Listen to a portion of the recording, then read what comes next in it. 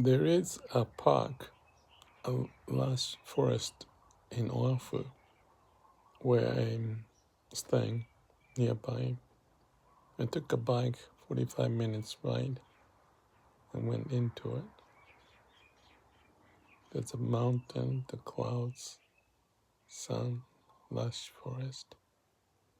And at the visitor center I found this saying that hit me, which said something like, an hour at the garden will put your life's problems in perspective.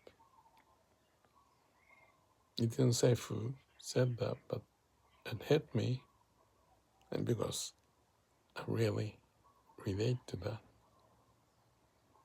I went around the park